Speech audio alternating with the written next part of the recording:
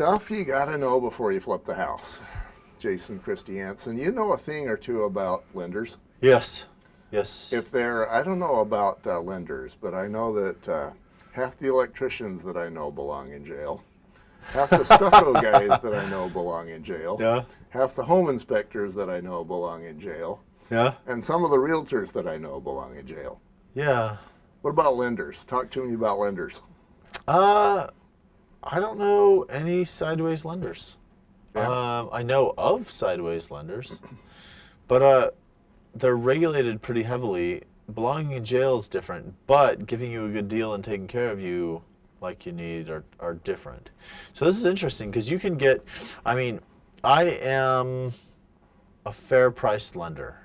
I know of people more expensive and cheaper than me. Mm-hmm. I'm on the less expensive side of it, but I'm not the cheapest, and I refuse to be the cheapest too. Oh, yeah.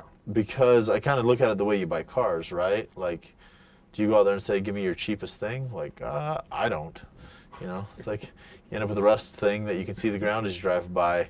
But make sure, so here's the thing. You're going to be working with a lender for about a month. Mm-hmm.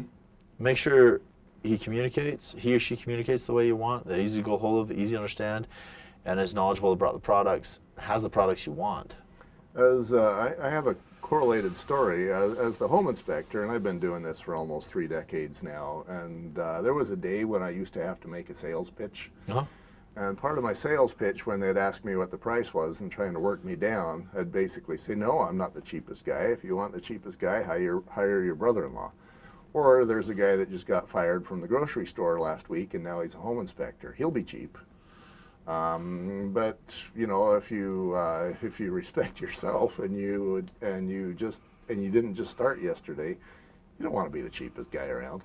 Right. You know? Right. You be the best, be the most thorough, kindest. Uh-huh. But yeah, so as you're shopping for a lender, look at those things. And it's different for everybody. I mean, I know people who barely need me, right? This is stuff I need, everything comes in. And then I know people who, with all of my help, can't get a loan. Mm-hmm. I let them know, this is the documentation I need, that I can't give it to you. Like, well, made my job easy. We're done, you know? But yeah, make sure, find out what programs are available for the situation you're doing. Make sure your lender does those. Make sure you communicate well with them and run with it. Okay. Is there one little tidbit of information? How does a person pick between, say, you and the guy on the other side of the wall from you versus his wife's brother-in-law? For me, the clients that end up using me lately, it's the value for their money, right? How easy can they get a hold of me? Because am I available when they need me? That's a big deal. And then is my price fair? I have people look on Google for reviews, and that helps to see how other people's experience was. And then relationships with their realtor. A lot of times if they're using a real estate agent that they know and trust, and that real estate agent has used me before and knows and trusts me, and they ask the real estate agent for an opinion, they'll say, give Jason a call. Sometimes it's like, you need to work with Jason, and other times it's like, well, here's Jason, and here's Scott, and there's Michelle. Like, see which one works best for you, and then we all go to town and see what works best. Yeah. Yeah, I think the referral from the realtor is very helpful because they've done some deals with you or with whoever, and they know how those deals went. Same thing with home inspectors.